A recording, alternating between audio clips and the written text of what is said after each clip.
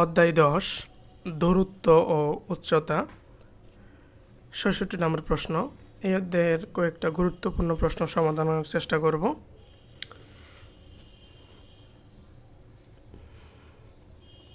একটি টাওয়ারের পাদদেশ থেকে ৭৫ মিটার দূরে ভূতলস্থ কোনো বিন্দুতে টাওয়ারের শীর্ষের উন্নতি কোণ ৩০ ডিগ্রি হলে টাওয়ারের উচ্চতা নির্ণয় করো। আচ্ছা,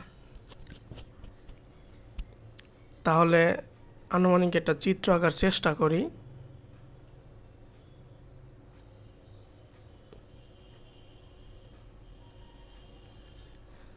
এ বি সি টাওয়ারের পাদদেশ থেকে ৭৫ মিটার দূরে, এইটুকুর বিসির দূরত্ব হচ্ছে ৭৫ মিটার এবং টাওয়ারের শীর্ষের উন্নতি কোণ। আচ্ছা, টাওয়ারের উচ্চতা চাইছে H, A B equal H, শীর্ষের উন্নতি কোণ অর্থাৎ উন্নতি কোণ সমান কি? ভূতলের উপরের কোনো বিন্দু, এই যে ভূমির উপরের কোনো বিন্দু ভূমির সমান্তরাল রেখার সাথে যে কোণ উৎপন্ন করে তাকে কি বলা হয়? এই যে কোণ উৎপন্ন করতেছে না ভূমির সাথে, এটাই হচ্ছে কি শীর্ষের উন্নতি কোণ। আর অবনতি কোণ হচ্ছে এই যেটা কোণ এ হইতো, ঠিক আছে। আর কোণ সি এর মান তাহলে হচ্ছে 30 ডিগ্রি। এখন বলছে যে টাওয়ারের উচ্চতা নির্ণয়, তাহলে ধরি টাওয়ারের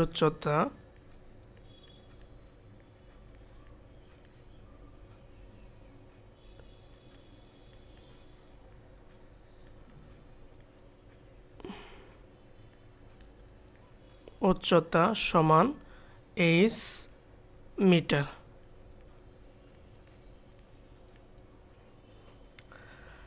চিত্র হতে আমরা পাইতেছি যে বিসি ইকুয়াল ৭৫ মিটার এবং কোণ এসিবি ইকুয়াল 30 ডিগ্রি।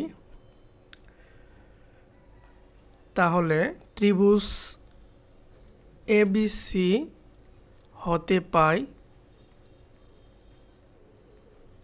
এবিসি ত্রিভুজ হতে পাই কি কি দেওয়া আছে? লম্বর ভূমি দেওয়া আছে, তাহলে টেনের লম্ব বাই ভূমি, 10 এসিবি ইকুয়াল লম্ব এবি ডিভাইডেড বাই বিসি বা 30 ডিগ্রি ইকুয়াল এবি হচ্ছে এইচ আর বিসি হচ্ছে ৭৫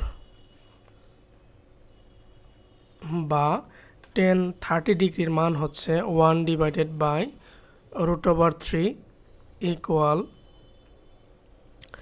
এইচ ডিভাইডেড বাই ৭৫। আর গুণ করলে হবে √3 এইচ ইকুয়াল ৭৫ বা এইচ ইকুয়াল ৭৫ ডিভাইডেড বাই √3। এটাই হচ্ছে অ্যান্সার। যদি হাতে ক্যালকুলেটর তো থাকবে না, এটার মানটা হলো 43.301 এত মিটার। তাহলে টাওয়ারটির উচ্চতা হচ্ছে 43.301 মিটার।